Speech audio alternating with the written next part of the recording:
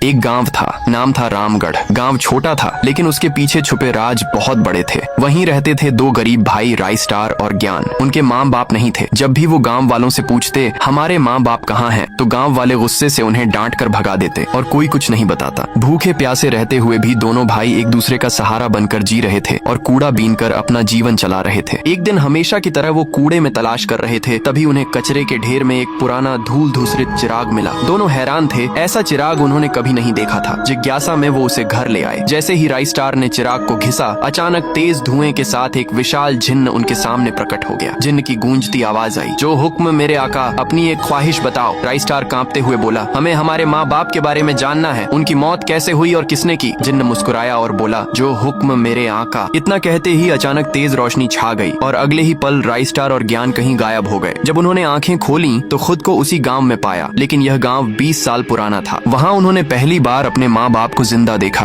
और दोनों की आंखें भर आईं। लेकिन खुशी ज्यादा देर न टिक सकी, क्योंकि गांव वाले अचानक उनके माँ बाप को पकड़कर फांसी पर लटका देते हैं। राइस्टार और ज्ञान चीखते रहते हैं, लेकिन अगले ही पल एक भयंकर धमाके के साथ वो दोनों वापस वर्तमान में लौट आते हैं। अब उन्हें पूरा यकीन हो चुका था कि उनके माँ बाप की हत्या गांव वालों ने की थी। लेकिन क्यों? दोनों ने ठान लिया कि सच जानना ही होगा। दिन रात चलते हुए आखिरकार वे पहुंचे एक बूढ़े पुजारी बाबा के पास, जो गांव से सैकड़ों मील दूर रहते थे। बाबा ने उनकी आंखों में गहराई से देखा और बोले, तुम्हारे माँ बाप के बारे में जो सच मैं बताने वाला हूँ, वो सुनकर तुम्हारे पैरों तले जमीन खिसक जाएगी। दोनों भाई कांपते हुए बोले, बाबा, आखिर हमारे पापा ने ऐसा क्या किया था? तो दोस्तों, अगर आप भी जानना चाहते हो कि आखिर ऐसा कौन सा सच था जिसकी वजह से गांव वालों ने उनके माँ बाप को फांसी दे दी, तो चैनल को सब्सक्राइब करो और कमेंट में लिखो पार्ट 2 चाहिए, क्योंकि अब वो राज खुलने वाला है जिसकी उम्मीद न राइस्टार को थी, न ज्ञान को, और शायद आपको भी नहीं।